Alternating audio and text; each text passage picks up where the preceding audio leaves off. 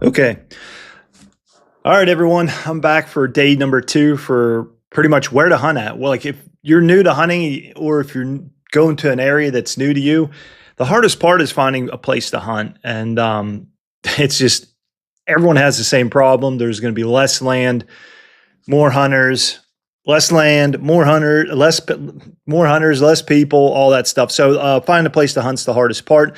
So as long as you have your hunter safety card, I think you're going to go on to the next step. What I always tell people is if you can get a shotgun, like I still use my Mossberg 500. I use it for turkey. I have a modified choke and for the my turkey shots. But it is hot as heck down here. I'm sticking to everything. But once you get the hunter safety card, I always tell people if you're not into deer, if you're not too familiar with things, get like a Mossberg 500. They're under $500. They're interchangeable chokes, and it's a good all-around starter gun. And then once you get familiar and comfortable with everything, you can start branching out. And once you get the gun, just go squirrel hunting. Get yourself in the woods, get familiar with everything. Just getting used to being in the woods, walking around with a gun. That's step number one. So these, again, I'm sticking to everything because it's so humid down here. I need like one of those industrial commercial dehumidifiers. I have it anyway. It's a long story. Like rules and regs, South Carolina. Here's Colorado. I'm hunting West Virginia, Pennsylvania, and probably Missouri this year.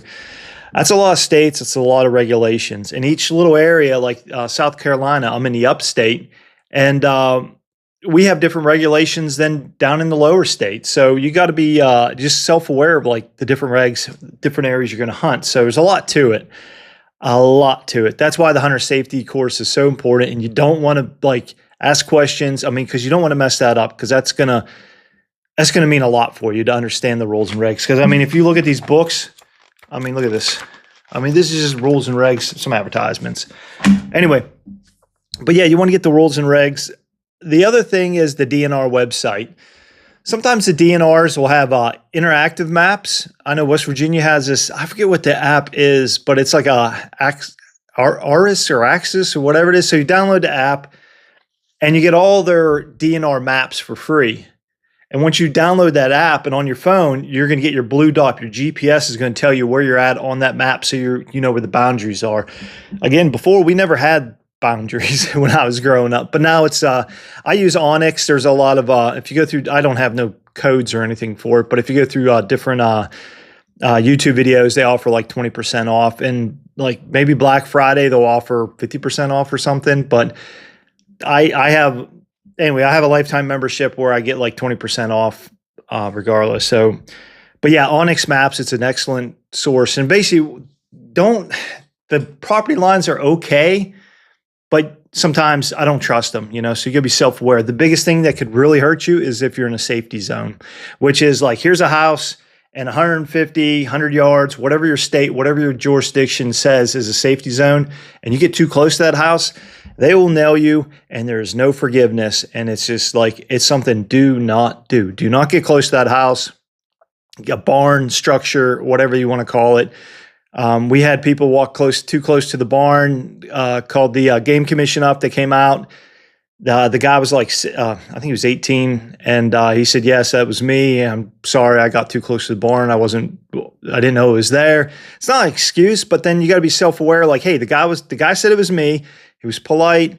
You don't want to ruin someone's like career of hunting. Cause imagine if that was his first time hunting and he got a fine. So, I mean, it's like, no harm, no foul. He ain't going to do it again. So, but you just got to be self-aware too when you like go after people. Like this could be their first time, and you don't want to cause them not to hunt again or have give a hunter's bad name. So, I mean, but there are some bad goofballs out there, a lot of them. So the I have a list here of what I'm walking through. Yeah, so the DNR website, Game Commission, they have the interactive maps. They'll give you access points, and sometimes they have partnerships with local farmers to where you can hunt on their land. And they have DMAP, which is like distress managed map and air, whatever. It's basically, I want you to get these deer off my farmland, and you can hunt those properties too. So, I mean, the DNR, the Game Commission, depending what state you're in, they're a wealth of information. And don't hesitate to call them on the phone. I call them up this year already because in West Virginia, it's kind of a weird story. I used to live in West Virginia, so I bought a lifetime license. And apparently, now that I'm in South Carolina, which I have a lifetime license as well in South Carolina, in West Virginia, I'm treated as a resident hunter. So my bear tags are like $10. Doe tags are like $5. Extra buck tag, $10. So that was a good deal for me. But when I was going to purchase everything, it's like was treating me as a non-resident. So I'm like, that shouldn't be like that. And I called up the guys. I told them like, hey, this is my license. I had it for like 25 years, and they fixed it. And now I get a bear tag for like $10 in West Virginia. Yeah, and then the other thing is, guys, ask for farmers. A lot of people are into coyote hunting. I mean, that is like pretty rad, coyote hunting, especially at night. But the farmers, I mean, especially if you have like a, depending on what type of equipment you have, if you have like a silencer, farmers will like you to be on their property to kill coyotes, varmints, stuff like that.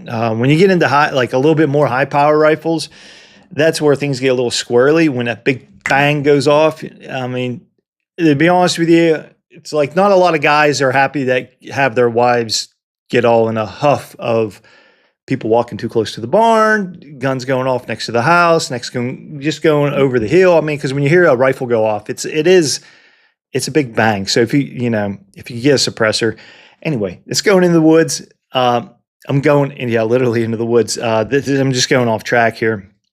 Ask the farmers, landowners, and really just ask some friends. A lot of guys are going to be really hesitant to take you like deer hunting because usually there's like one deer and they're after it, and they just don't want anyone to know. It's like top secret stuff, and you don't know what happened in deer season until after the season.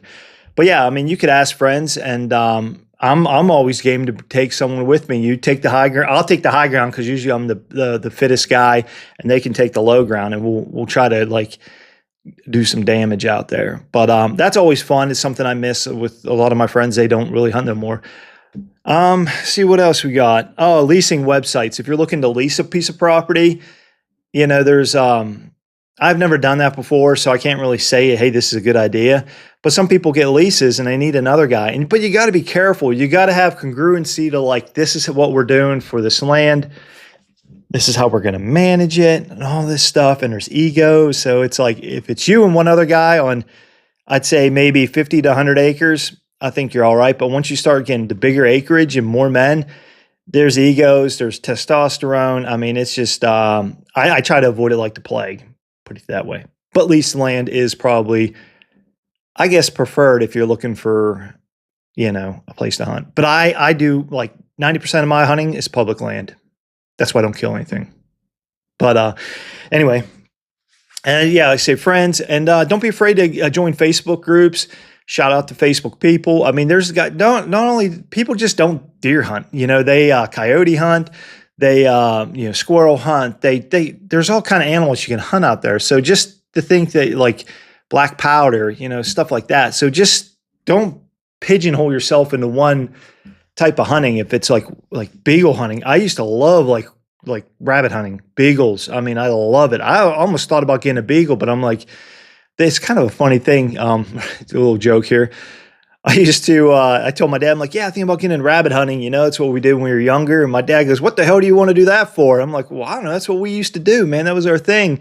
He's like, the only reason I got those beagles is to get out of the house, away from your mother and sisters. So that's kind of a little funny thing. That's not true, but it may be true. But anyway, beagles. But then a reality hits. Like, I just don't have time for a dog. I mean, I don't even have any plants in my house. A few. But anyway. But yeah, the biggest thing for hunting land, it's tough, guys. It is very tough. And even though some places are like national forest, like West Virginia, it's like they want you to, if you're non-resident, you got to pay to go to a national forest. There are some screwy laws out there, guys. So it is difficult, but don't be afraid to ask. I mean, people are not going to say, oh yeah, hunt here, there's a big buck there. There's very few people. And if someone does say there's a big buck there, there's probably not a big buck there, okay? I mean, people are just like, it's like the CIA with like cameras everywhere in the woods, people doing different things. I mean, it's pretty intense sometimes, but I mean, even comment below if like whatever state you're in. I'll try to like pinpoint you to a place. Like I'm going to Missouri. I know nothing about it. I have a few lottery hunts that I applied for. I don't know if they're going to come back. It's like they're going to pick 30 people out of, I don't know how many applied in the state. I have no idea. So it's going to be like, I have no idea. The odds are extremely remote. So I'll probably hunt in southern Missouri.